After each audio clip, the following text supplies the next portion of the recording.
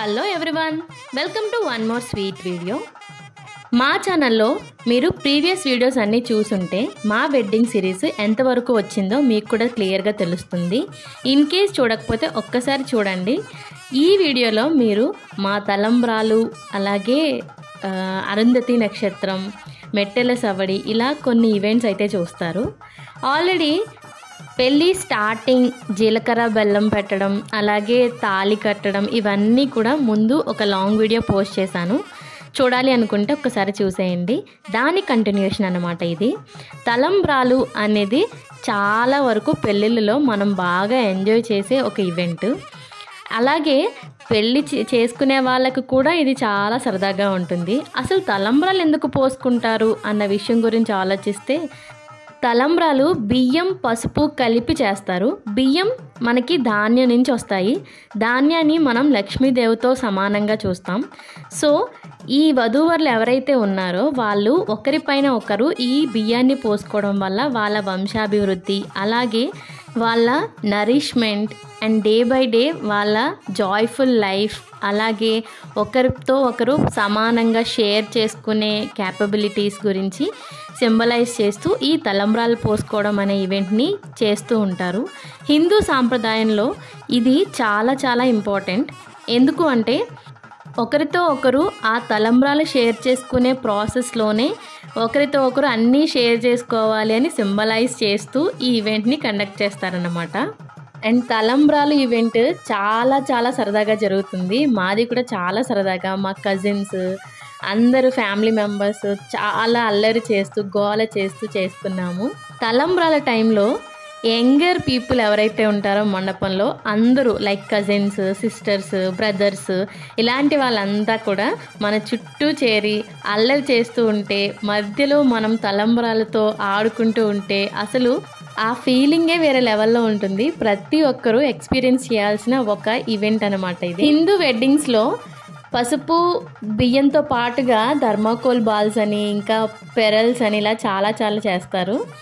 అవన్నీ కూడా చాలా సరదాగా ఉంటాయి. మా నితిన్ గారు అయితే సూపర్ స్పాంటేనియస్ అనమాట. నేను వేసే కన్నా ముందే నావి కూడా ఆయనే వేసేస్తున్నారు. నాకు చిన్నప్పటి నుంచి ఒక ఓల్డ్ సాంగ్ క్రష్ ఉండేది. ఆ సాంగ్ చాలా ఓల్డ్ సాంగ్. ప్రతి శ్రీరామనవమికి మనకి టీవీలో ఆ సినిమా కంపల్సరీ వేస్తారు. సో ఆ సినిమాలో నాకు బాగా గుర్తున్నది ఈ సాంగ్, దట్టు ఈ లైన్స్ అన్నమాట. ఎంత ఓల్డ్ సాంగ్ అనుకోకండి.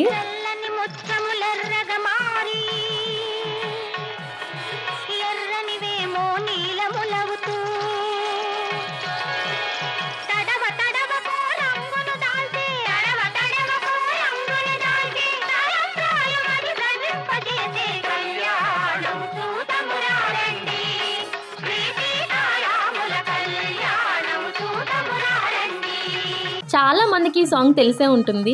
ఆ సాంగ్ చూసిన ప్రతిసారి నా పెళ్ళి కూడా ఇలానే జరుగుతుందేమో అనుకునేదాన్ని. ఫార్చునేట్లీ నా తలంబ్రాలు సీన్ కూడా సేమ్ యాజ్ ఇట్ ఈజ్ అలానే జరిగింది. ముత్యాలు, కెంపులు, పచ్చలతో తలంబ్రాలు పోసుకున్నాం. చాలా చాలా బాగా అనిపించింది. ఇక తలంబ్రాలు పోసుకోవడం, అల్లరి చేయడం, గోల చేయడం, ఎంజాయ్ చేయడం అంతా అయిపోయింది.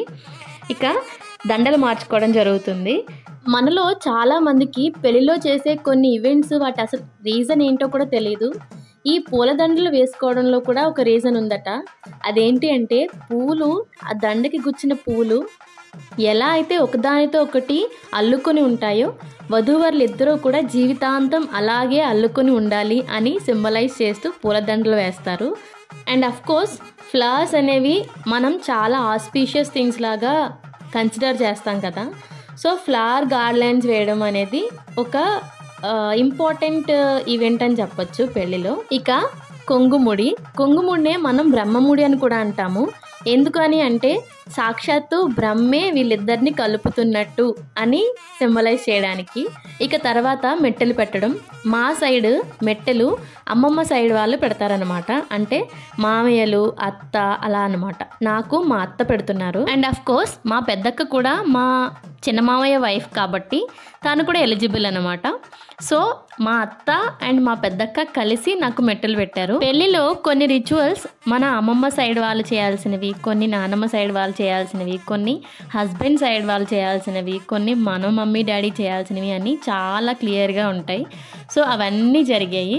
ఇంకా ఫైనల్గా ఉంగరాలాట అన్నమాట. ఈ ఉంగరాలాట భలే తమాషాగా ఉంటుంది. బయట కనిపించే పిక్చర్ ఒకలా ఉంటుంది, లోపల జరిగే పిక్చర్ వేరే ఉంటుంది. బిందెలో చేతులు పెడితే కానీ అసలు పిక్చర్ మనకు అర్థం కాదు. ఎందుకంటే లోపల ప్రపంచానికి తెలియని ఒక యుద్ధమే జరుగుతుంది.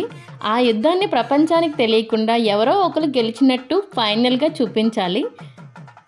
అండ్ అఫ్ కోర్స్ మనకి ఒక బిలీవ్ ఉంటుందన్నమాట. ఈ ఇద్దరిలో ఉంగరాలాటలో ఎవరు గెలిస్తే వాళ్ళే లైఫ్ లాంగ్ గెలుస్తూ ఉంటారు, ఇద్దరి మాట వాళ్ళ మాట పైన ఉంటుంది అని చెప్తూ ఉంటారు. బట్ అదంతా ఏమో నిజమో కాదో నాకు తెలీదు.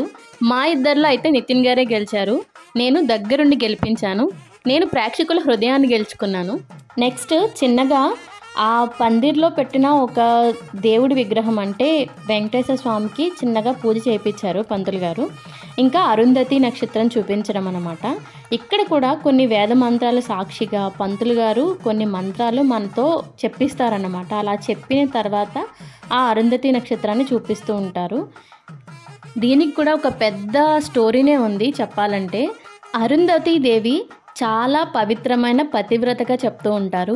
ఆవిడ వశిష్ఠ మహర్షి భార్య అన్నమాట. అంత పవిత్రంగా, అలాగే వశిష్ఠుడు అరుంధతి లాంటి గొప్ప జంట కావాలి అని చెప్పి ఆశీర్వదిస్తూ ఆ అరుంధతి నక్షత్రాన్ని చూపిస్తారనమాట పెళ్ళిలో. ఇది కూడా ఒక స్పెషల్ రిచువల్ అని చెప్పొచ్చు. బట్ మనకైతే అరుంధతి నక్షత్రం కనిపించిందా లేదా అని అడిగితే అరుంధతి కాదు, చాలా అలసట కనిపించింది నాకైతే. మధ్యాహ్నం నుంచి భోజనం లేదు, ఏం లేదు, అలాగా ఒకదాని తర్వాత ఒకటి రిచువల్స్ జరుగుతూనే ఉన్నాయి. సో ఇద్దరం చాలా అలసిపోయాం. ఇక లాస్ట్ ఫైనల్గా మా ఫ్యామిలీ ఫొటోస్, కొన్ని ఫ్యామిలీ ఫొటోస్ తీపించుకున్నాము. అలాగే వడిబియ్యం కూడా కట్టారు నాకు. వడిబియ్యం ఏంటి అంటే అమ్మాయి అత్తగారింటికి వెళ్ళిన తర్వాత ఇంట్లో చల్లిపిస్తారనమాట. అంటే ధాన్యం అలా పొంగాలి ఇంట్లో అని చెప్పి అలా కడతారనమాట బియ్యం అమ్మాయి కొంగుకి. ఇంకా ఫైనల్గా కొన్ని క్యాండిడ్ ఫొటోస్, చిన్న చిన్న వీడియో షార్ట్స్ ఇలా తీపించుకున్నాము మేము. తర్వాత అప్పగింతలు సీన్ అన్నమాట. అప్పగింతలు సీన్ అసలు మా సైడ్ అయితే ఇలా ఏం చేయరు, బట్ మా అత్తయ్య గారు వాళ్ళ సైడ్ చేస్తారట. సో అలా అప్పగింతలు చేశారు పాలతో అలా. అండ్ నాకు నుదుటి మీద కుంకుమ పెట్టించారు. అన్నీ అయిపోయాక మా మమ్మీ డాడీకి, అలాగే మా అత్తయ్య గారు మామయ్య గారికి, అక్కడ అవైలబుల్గా ఉన్న పెద్దవాళ్ళందరి ఆశీర్వాదం తీసుకున్నాము. అండ్ కొన్ని కజిన్స్తో, మా సిస్టర్స్తో ఫొటోస్ అలా దిగేసాము.